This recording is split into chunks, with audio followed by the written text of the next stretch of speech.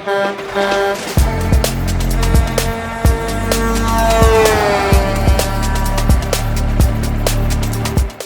you think about what's happening in this program, programs that are requiring people to have to maintain a schedule, to have to be thoughtful about safety, to recognize that the vehicle they're driving is much larger than other vehicles on the road, to use critical thinking to accomplish a goal when maybe what they're having to deal with is unique to what the rest of the population is having to work with. When an employer sees that on a resume, and if we empower our students to talk about those skills that they bring to the table, I'll take that any day over somebody that just has book skills. So whether this is going to be something they're going to do long term for their career, whether it's something they want to utilize for just a gap year, or whether it's just another skill set they want to bring to their resume, it is literally a win in every single venue you could imagine, I think.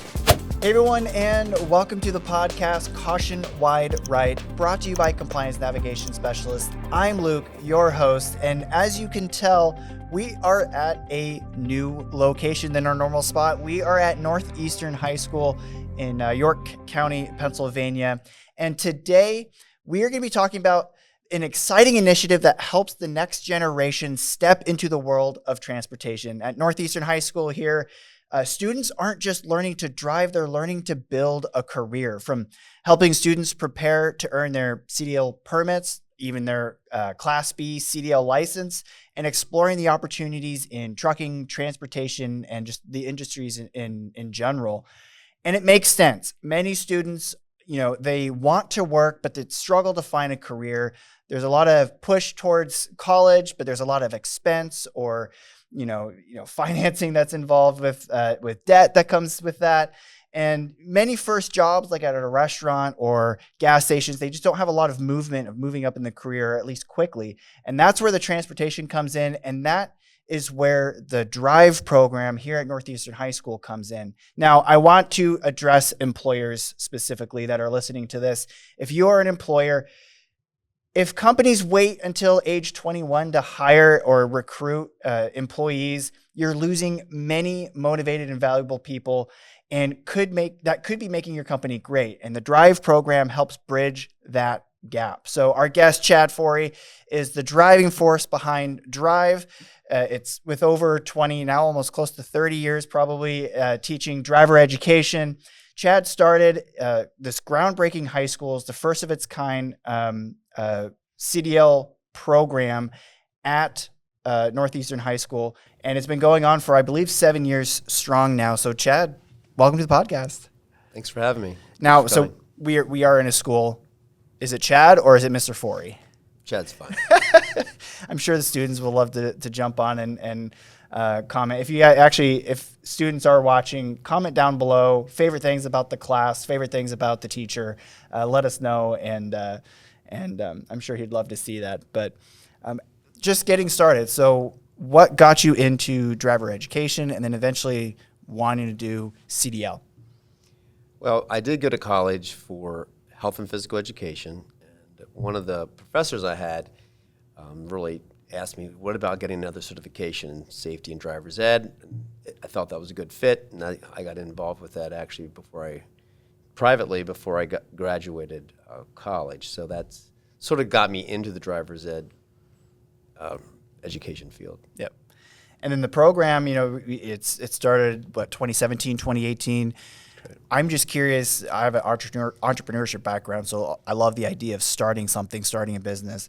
So starting this program, what was that like, going from, just driver ed for your commercial license to then wanting to do transportation, the CDL permit and CDL Class B? Yeah, it was definitely a journey for me. I did not have a CDL background, so I came from the educational side, and then I was able to just introduce that to my principal, and they were very supportive, and that's encouraging, and they allowed me to get the training to get my CDL and then be able to start the class. I was just going to do a classroom portion of it, and that's how it really started, just to get the kids aware and help them do like a little tutorial type, get them ready to get past their permit, their CDL permit. And in this classroom, there's a lot of things that you do here. So like we said, you do the driver education for, just getting your normal driver's license, whether it's during school or in the summertime. I see motorcycle gear over there and a motorcycle behind me, helping, wanting to get that license. And then of course we have, if we can turn the cameras around and we can show you later, but there is several different types of simulators, truck simulators, forklift simulators, gaming for all of this. What was it like expanding the program to include all of these things? And I'm sure there's a lot of, I see too, like a list of companies that were helping out with this, but how does that expand? Well, it really came by a local business partner, Keystone Trailers, came to me, the gentleman, Nick Hauk. He came and said, hey, what can we do to help you? Because you're doing this on your own. What can we do? And he's also the president at the time of the PMTA local chapter here, yep. Pennsylvania Motor Truck Association. And they're like, what can we do to help? I'm like, well, what do you want to do to help me? I said, do you want to give me $500 for field trips and maybe some supplies, or and he goes, what's your dream? My dream, I said, I would really like to have a forklift or a CDL simulator initially, and that's sort of what started it. And then we were able to get some funding for that through them. So it was a great partnership locally. Yeah, that's awesome. Like you said, I think you mentioned before to us earlier that you've got sort of the gaming setup that's like $400 setup, and now you got the whole big $100,000 Virage, just amazing system. That's what we use at our CDL school too, where you can have the full view of getting behind a truck. But then that's just computer screen. You actually got a box truck out there as well. Right, and then that's where the value of local partnerships with industry came in, because someone just said, hey, that was actually on the PMTA board at the time, would you be able to use a box truck? We're sort of phasing one out. It still has some good life left. And I was like, yes. I didn't know how I was going to use it at the time. I didn't know if I was just going to look at it through my class. Yep. Or then eventually we started a new class at school where you actually get to drive, like a driver's ed for CDL, to do like the skills testing and actually some on-road practice as well. So that's awesome. And I know, the program here at Northeastern High School, we're in York County area. We got I-83, you got Harrisburg not too far away. It's a good corridor. But I am curious about expanding this program. What was the reaction to this type of training, whether it's students wanting this or being interested in it, families or parents, and even the school district, especially with the trucking industry? I have overwhelming support through all areas. Some of the industry obviously was big on getting that bridge, like you were saying, that gap filled through some type of connection. We don't lose the students to other areas or other fields, and they don't ever come back to the trucking, or unless it's a second thought or later career type choice. And so that was my big thing, and the administration was very supportive, and they continue to support whatever I need, and help me develop this program to help the students, to help them get that career. And that's where I like to thrive, in that area where the kids can get a transferable skill to an industry that they enjoy. Yep. And I'm curious, so it sounds like that's the initial goal, wanting them to help, an easy transfer to a career. What are some, it's been 7 years now doing that on the trucking or that transportation industry side. What are some of those experiences that you got from students? What success stories you have from that? Sure. Quite a few. We had some students that actually went locally. He's now actually a supervisor at a township. He runs the township. So he started at 18 right out of high school, and now he's 22, and he's running the township building and hiring and actually educating, doing what I do to that township building locally. We also have some that there's a yard jockey down at Estes here. We have some working at Pitt, Ohio. They're doing all forklift. So they took more of the forklift end, and he might eventually move into the CDL field, but that he's staying in the industry and working through that area as well. So I have some, a few others, but it's definitely it's encouraging to see kids actually take what I teach them and move on. Another student, it's actually a welder and fabricator, and because he took this class, he got his CDL license to able to transport whatever they do. So it's nice to have that that it's, maybe not their primary thing, but they have that skill that they can always fall back on. I told them they'll never not have a job if they keep a good CDL record and everything. So. And so let's talk about that. I also have Ryan here with us. He's been in the education industry as well. And then, working with here at CNS, we are all about, again, that partnership and in the industry wanting to expand. There's so many opportunities out there in trucking and transportation, not just in Northeastern, York County area, but like literally, whether it's Central Pennsylvania has a big hub from the farming to transportation. You got hubs to New Jersey and DC and Ohio, Chicago. A lot of that, the Eastern traffic in this area is just absolutely fantastic. I think one of the things too is one of the quotes was there's like 100, 200 companies just in like a 100-mile radius in trucking or in transportation, warehousing. If you see all the different buildings that are being built around here, huge distribution centers, huge locations have just so many people. And I am just curious for both of you, just this idea of educating the next generation for a career. What are you looking for? What are you wanting to instill that makes them good learners, but to a good, a career in a job, taking that next step? Well, I definitely focus on some of the soft skills as well. Like, are you showing up? Are you being safe? Are you not taking corners? We have to talk about that longevity in the industry that I want them to stay in it and understand for the right reasons. That's sort of the biggest area that I step in from my side. And it's always good to hear from different companies too, like what some areas that you're looking for that, that we can help focus on, if it is that attendance or if it's something that we're not doing at the school level that the industry needs. Yeah, I think that's a really great point. I think over the course of my almost 2 decades working, I've never had to let somebody go because of a lack of technical skills. It's usually been because of some lack of soft skills. Sometimes I call them durable skills as well too, because they're durable across industries, right?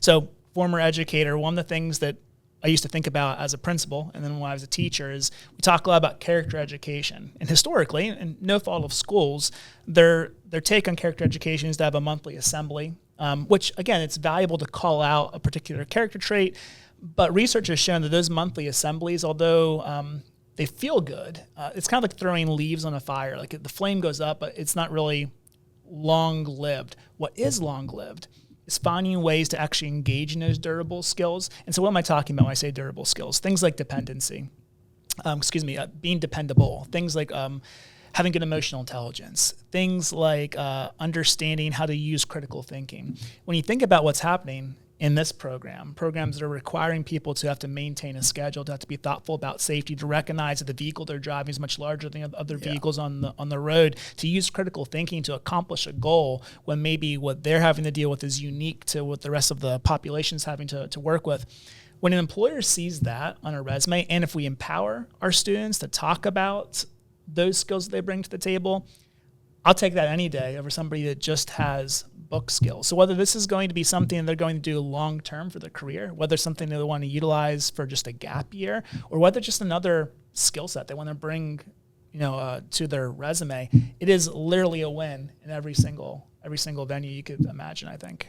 I completely agree. Like the idea of, to me, like it's also that responsibility. Like we're at CNS, it's safety and compliance, and it's safety because it's a big vehicle, it's big equipment. There's a lot of people involved, and if an accident happens, it's a big deal. And that's why, in the trucking industry, it is normal to not hire anybody until they're 21 for, again, that's crossing state lines and being able to do a lot more. But a lot of that, why can't we have younger drivers and a lot of the, old school truckers out there, it's that, are they responsible enough? And that's why a program like this, starting at high school and giving them not just the awareness of how to do it, but it's that, it's that soft skills to that responsibility of it all and instilling all that to take that on. That's useful anywhere, but that's the big thing in the transportation industry. It's that, can we trust these younger kids into in a career of driving a vehicle. And there is programs out there, and we can talk about that in a little bit, but I am curious. So a lot of what we're addressing, there's a lot of ideas around, the truck driver shortage, or a lack of, if you don't want to believe in the shortage, it's the lack of quality drivers. There's always churn, there's always turnover at companies. And the industry is 45 to 55-year-old, older generation of people. A lot of people retiring or stepping out. And so we always need an influx of new, responsible, safe, and qualified drivers. CNS Driver Training Center has just changed the status quo and has completely disrupted the current landscape of CDL training. What makes our CDL school diploma programs different? We want to be cost-effective and flexible for you, the trainee, not the school. Our Driver Training Center is up to 40% cheaper than competitor programs, which focus on training students in groups, not the one-on-one training like us. Who wants to learn how to be a professional driver crammed in the back of a truck with a group of trainees? Ron, get off of me. We offer classroom and online theory training to better accommodate your availability. We developed this from inception so you have the most impactful learning experience. CNS is the first school to be approved by our state for one-on-one Class A CDL training. Our one-of-a-kind CDL training program is designed with the trainee in mind. How? Because the program is specifically focused on the trainee's current aptitude, learning style, and desired job outcome. We're all about delivering high-quality professional truck drivers to our industry in a timely and cost-effective manner. Trucking jobs will always be in demand, and when you're good behind the wheel, making six figures is easily attainable.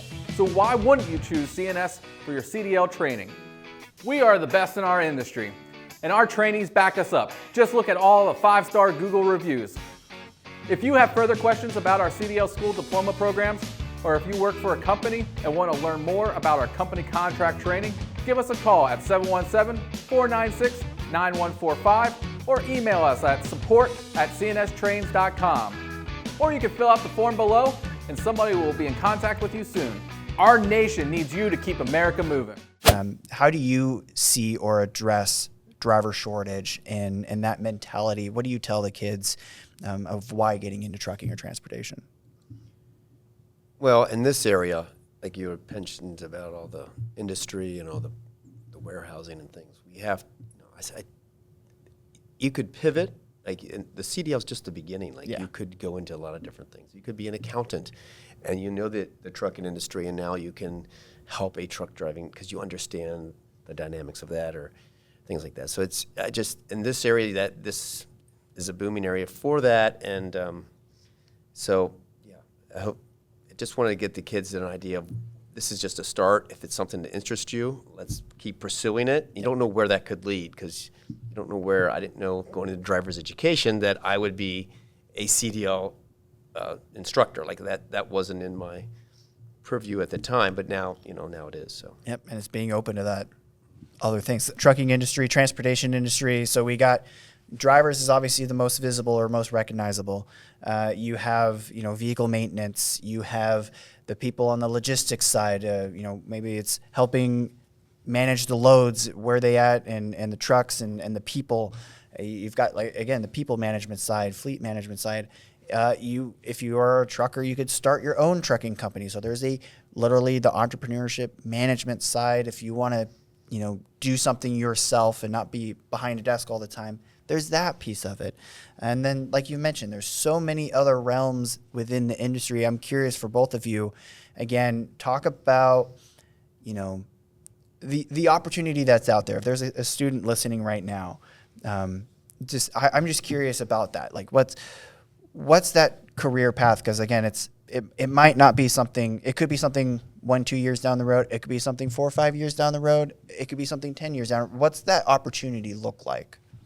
One thing that I'll call out, I'm 42 now, and so I kind of look back over the course of my life and what was important to me as far as having what I thought was going to make me happy. And most people go right to compensation, and compensation does matter. You want to be able to afford a particular lifestyle that you want to live.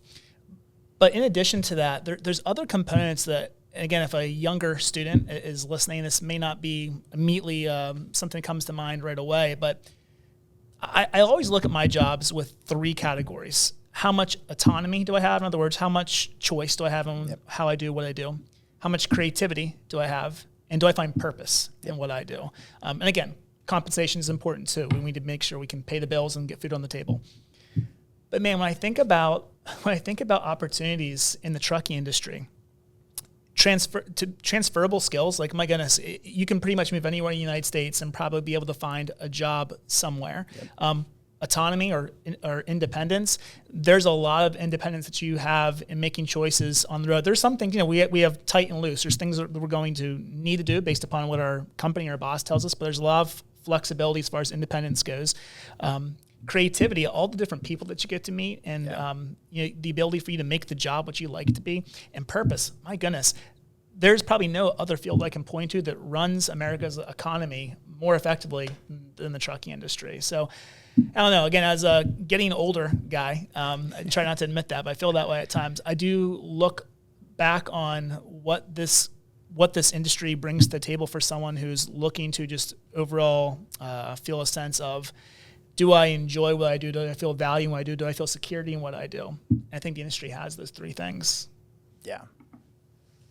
And just a valuable career that they have to look at. A lot of companies are investing in their employees, and you got to look at that value as well, that people need people that are qualified in the CDL forklift training, and that industry is not going away, and you can move anywhere you want with that. And you have, maybe this is just a door that's opening, and you don't know where it's going to lead. And I tell students, don't be hired for a job that has a certification or a skill. Yes.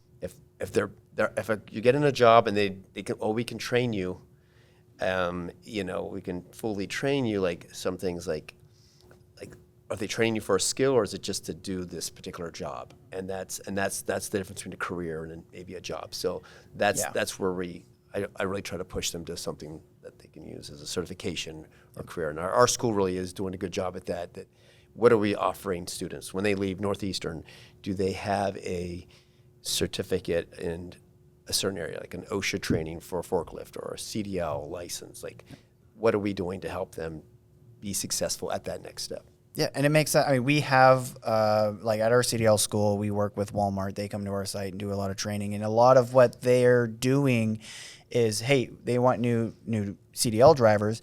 It's a lot of the warehousing, the forklift drivers and things like that. They're given the opportunity. They're getting paid. Their school is getting paid for through Walmart. But yeah, they're moving that, they like what they were doing with the warehousing and whatnot, but maybe they want to go, take it a step further, and that opportunity is there. And having those credentials, having those experiences is a great, again, it helps you with that transition. And I know for us, like in the trucking industry, so we, if people are out there understanding hot shot, that's, you got your F-150, F-250, you're pulling a gooseneck trailer and hauling loads around the country or just locally, maybe for farming or whatever.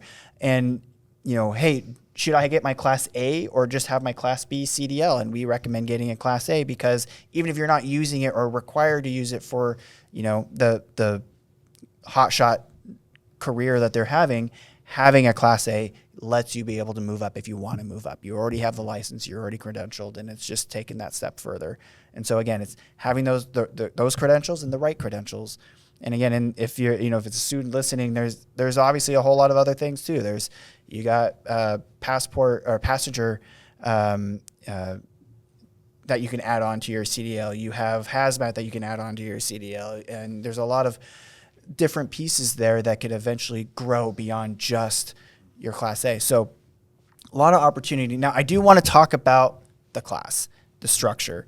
What does it look like? So what are the key components of the D.R.I.V.E course, and what does the day-to-day tend to look like? Well, the D.R.I.V.E course is, we do have block scheduling here, so it's not your traditional school where you have 80 minutes, which is nice. Yeah. So I like to try to break it up. We have to get the classroom done, and we have to help them get past the general knowledge, the air brake tests, things like that. So we spend about half the time on that, and then half the time on the simulators. So we try to get as much seat time as possible, because I feel that's gives them a good value of what it's going to be like. How does the truck back? What's the difference in a straight truck? And then I also have them back a truck that's a Class A or with a trailer, so they can. Feels different. It's a total different. It's almost opposite. Yep, totally opposite type of thing. But he gives them that option, and I know some of them want a Class A, and I sort of give them that. But I do focus on the Class B because that's what we offer here. Yeah. I'm just curious about what's their reaction. And I know the schools, this program started, I think it was like 16 people interested in the elective, and then it doubled.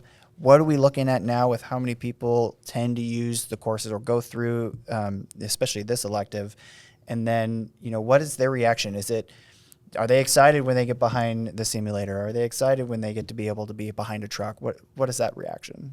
Yeah, the students really do react well. I mean, they want to drive. They get obviously they get to drive something that's not every high school had. I think we're the only high school as of now that has the Virage simulator, and they get to be able to drive that and experience that, and also get in the truck. We actually one of the last things we did this past week was take them out and do an air brake check where they actually have to start the truck and do all the steps. And I actually sit there with a pre-trip, and I actually grade them on it, and like, you missed this, you missed that, and that gives them a real feel. This is what it's like, and they're like, this is hard. Like, oh, this is what it's like. I mean, you have to be ready for it, and this is like your final sort of for it, and that gets them ready for that next step too. So they do appreciate the ones that take it seriously. I think it definitely weeds a couple of them out that are like, okay, maybe sure I don't, and that's okay. If you find out this maybe is not for you, and this is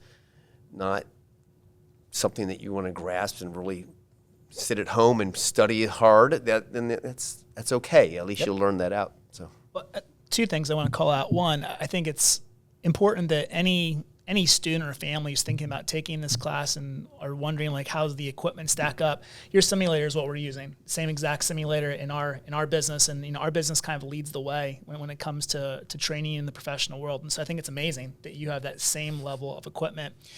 Two, to your point about the importance of recognizing the seriousness of this role, we often tell our students that are adult students coming to learn to drive is that every time they drive by another vehicle, especially cars with families in them, every time they safely pass that vehicle, that's a mom, a dad, a son, a daughter, a brother, a sister, whomever, who's going to safely get home that evening, who's going to still be alive and get home to their family.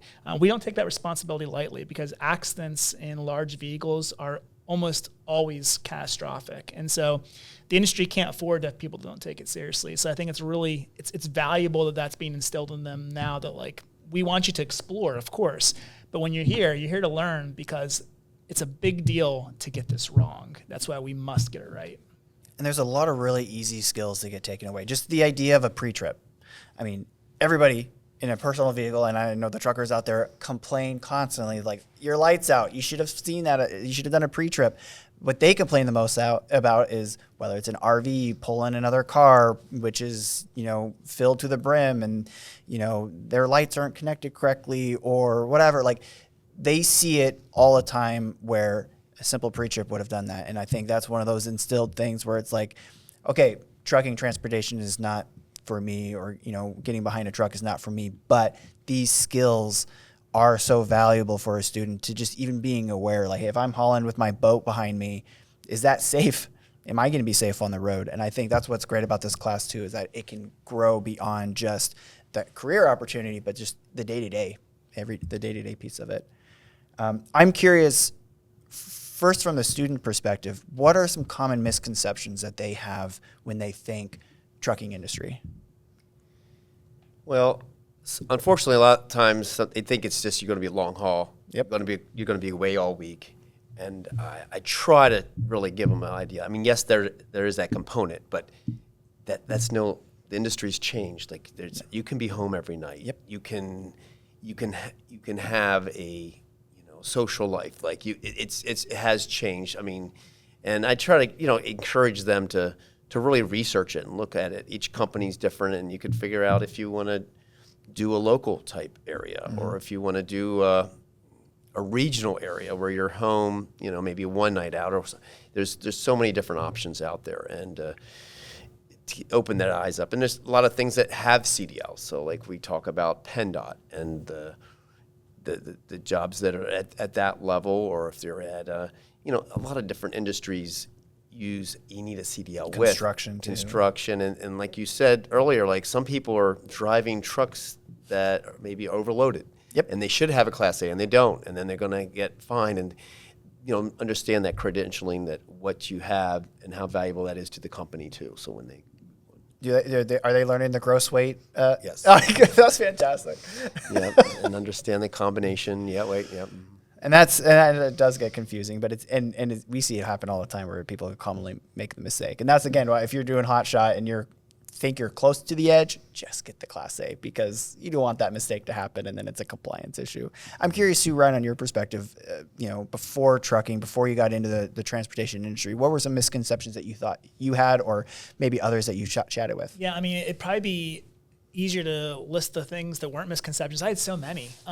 But I guess here's the most important thing that I say with some embarrassment.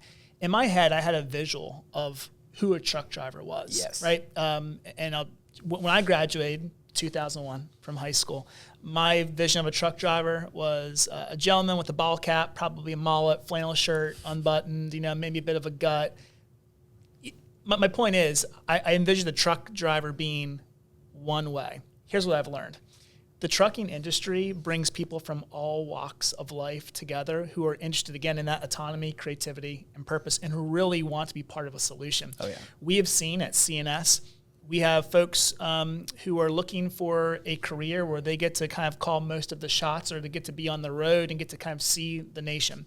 We've seen people, we've had doctors who are looking for their second career. They want something that is going to be more fulfilling than whatever they were doing in the past, whether they were a doctor or another role. Maybe the stress level was way too high and they wanted something that was different. We've had people that are new to the United States and they are looking to start a fresh new life, and it is amazing when I see them pass their CDL test, and it's almost like there's like a round of applause coming from every department of our building, because they know that we know that we've had the honor of being like one small, I'll say, like cobblestone on their path to what's next.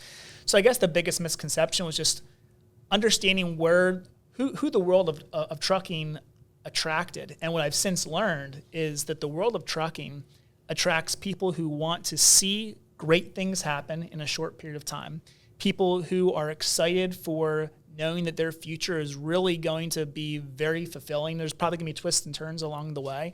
And for people who really want to develop transferable skills, the skills that you learn as a truck driver truly are transferable to so many different industries. I'll go back to those durable skills, or those soft skills. It is amazing what the stories I've heard about how people have been so successful in the world of trucking and then beyond the world of trucking after they spent some time there. Yeah, and the other industries that we really haven't talked about, but there's like waste and recycling. There is, again, construction has so many different varieties. You can tap onto that. But I mean, you have, whether you're wanting to stay local or if you're retiring or like a church program, it's transporting people. And so the school bus driving training is a big piece of it, and it's just very, very easy. Yeah, if you're retiring and that's something that you want to step into, that's there for you. I feel like I had a couple others just on the top of my mind, but like there's the different variety of things where you can have that job, that career in. It's endless. Now that was misconception sort of from that student side. I am curious, what do you see if you interacted with some companies, or if you're wanting to get more companies to help being involved in some way? What are some misconceptions that you see the employers have towards these kids? Well, sometimes the employers, I think they think they're going to, be there. They really need to have some type of apprenticeship program to take that next step. I can lead them, give them some skills, but then I would really like to see some more companies say, hey, we have apprenticeship type programs here. Would you like to come visit? And this is some things that we have offered for them. And we have some companies do that. It's just, I'd love to see that more from companies, that they reach out to us. Yes. We're approachable. I know sometimes schools don't seem that way sometimes, but any school is going to listen if a company's come and say, this is what we would like to see. Yeah. And I think companies need to realize the power they do have to to talk to schools and say, in your area, these are some things that we're looking for from your graduates. And, how can we help? How can we be that partner and start that conversation? So yeah, I've had conversations not just from like high schools, but even like technical colleges to four-year colleges. They all are interested in those type of like relationships as well. So like for employers in general, just, you want a system of getting new people in and getting qualified people in. And so, yeah, whether it's internships, whether it's apprenticeship programs, whether it's, once you understand that, hey, these are going to be great kids, that you're doing a great job, and these students are fantastic when they first join, and they're excited, they know what to expect to some degree, that is huge. So we definitely encourage companies being involved. Now, I believe still, you've been running 7 years strong with this part of the program for, York County. Has other school districts considered doing this? Have they talked to you about doing this, adding this on? I know it's always hard with budgeting and other things like that. It's something that people probably want to cut, driver ed and things. But I'm just curious about that. There has been a renewed interest. I think everything in the educational system, as you know, is like a pendulum. It goes back and forth. And I think we are at the point where it's moving toward, hey, what are we doing for those students that aren't going to college? I think community members want it and so forth. They want to say what skills can we give students, or if they are going to go to college, what interest can they get into, if it's logistics or something along that field. So, that's really something that we're focusing on here. So. And I do want to mention, I don't know how much Chad knows about the Safe Driver Apprenticeship Program, the pilot program for companies, but it's taking those 18, 19, 20-year-old kids that are driving locally and giving them an opportunity, if they're safe, if they're doing a good job with that, to give them an opportunity to drive across state lines, which makes sense for here because Maryland and Baltimore is right there, and it's hard to you can't cross that border. I can go all the way to Erie. I'm not crossing a border, but I can't go right down there, and this is like my home. And so it's like these programs, again, it is available for companies where they're making sure that it's safe. They're putting a lot of safety mindset of how safe is the vehicle. Are they tracking the drivers? How are they tracking them? And all of this information that they're applying. But again, they want to prove, trying to get these kids under 21 to be able to prove, yes, they're safe and they're great and they can cross state lines if they need to. I'm just curious about your thoughts on that program.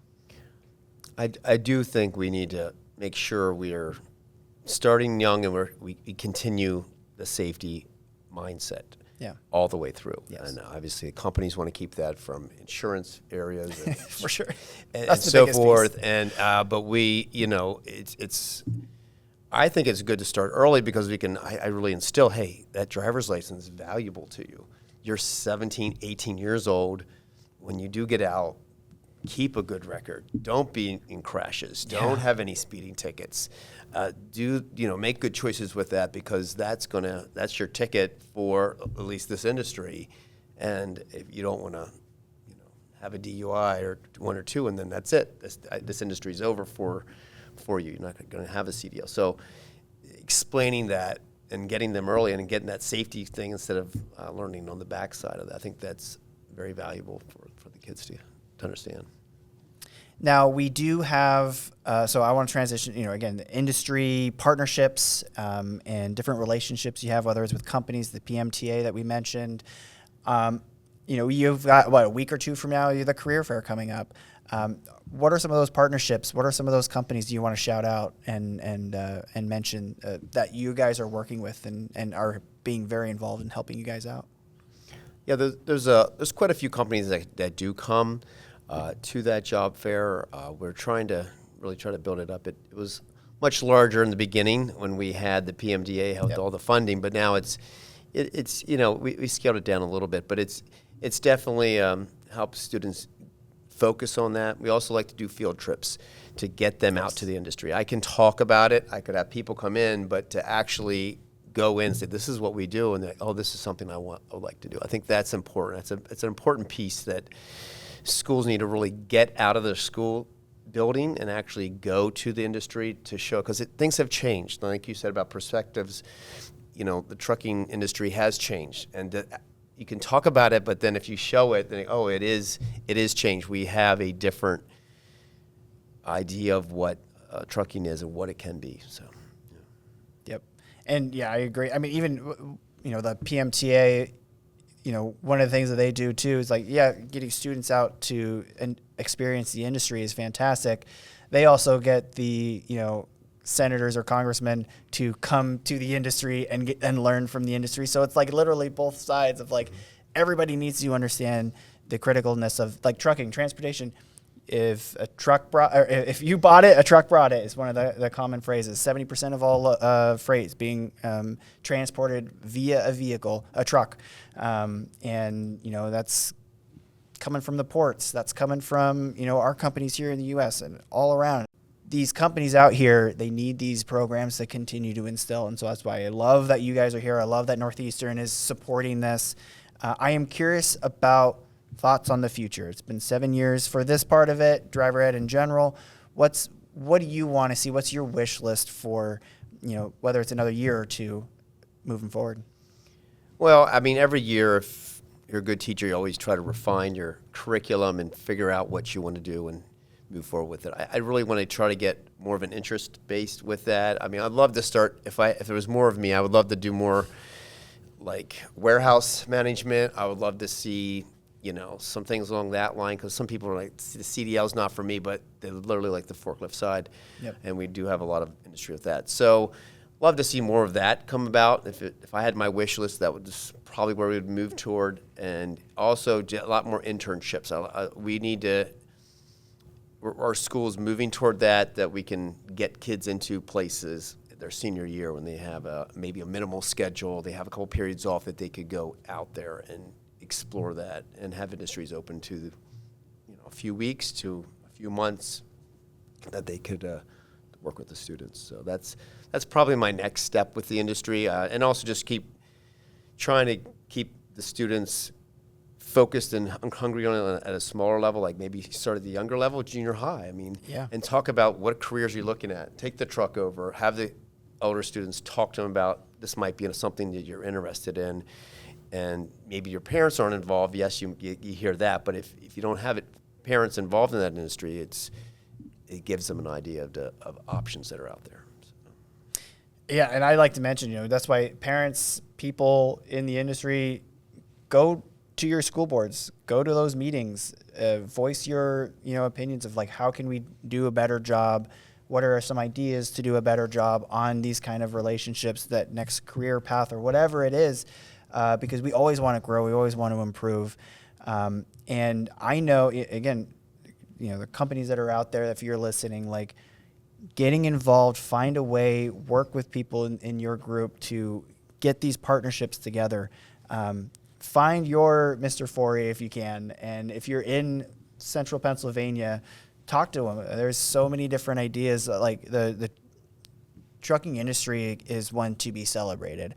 It's fun. The gamification side of it, if they are a truck driver and they're really good at it, I mean, even there's the truck driving championships that we do every year, where they do a skills test and a regulations test, but they do all of this, which I'm curious about for the pre-trip inspection. Do you ever hide anything for them to try to find?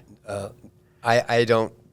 They just need to be able to get through it. So we're taking one step at a time. That would be a great thing to do, different, crack a light here or something like that to see if they can find an error. But Luke, can I add a piece? Because sure. I think you bring up a really good point. So, I mean, our audience base is going to be largely those who are in the industry already, but I have to imagine that at least one person who's watching this is going to have kids or other family that are in schools and saying, man, how do we get this started? So, districts certainly can leverage their tax base, but there's a low ceiling to that because you can't leverage that too high.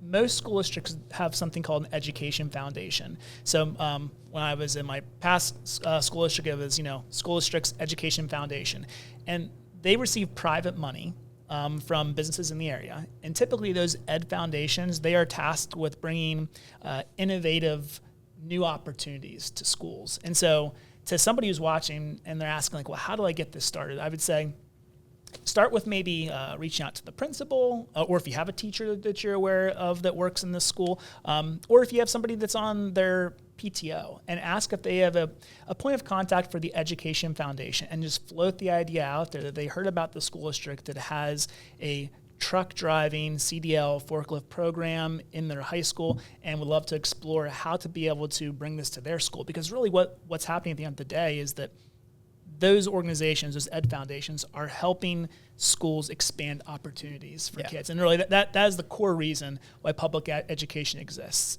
to provide students with the skill sets, both technical skills as well as soft skills, to be able to find what success is for them. And success looks different for everybody. Yep. I think that we brought up some really great points here, that what this program has allowed students to see is a whole other pathway that allows them to find success for them. Because could you imagine this program wasn't here? I think you'd be missing a whole pocket of students who just felt like, I have interests, but they're just not available. I think they're so fortunate to have you and to have this program here, but it's not impossible to see this happen in other schools as well, too. Yes. Any last thoughts before we sign off? Anything you want to mention to anybody that might be less students or employers? No, I mean, I just appreciate you guys interviewing me, and we just want to really just spread the word out to other schools that you can take the chance. Now, I was one of the first people to do that here in this area, and I'd love to have other businesses come and visit. You can come talk to my students, or any other school districts come in and actually tour and see what we're doing. And it's easier when it's already been done. I can sort of help do that, but so it is possible, and you can do different. You can be able to make a company that company partnerships and things like that are needed for school districts. So. Awesome. Well, thank you so much for letting us come here. It's in school days, in service days, so it's not like there's students around today. But thank you for letting us come out here. I'm sure we're going to have some other shots of other things that so everybody can see what this class is offering. But again, thank you so much for letting us do this. And of course, as always, stay safe out there.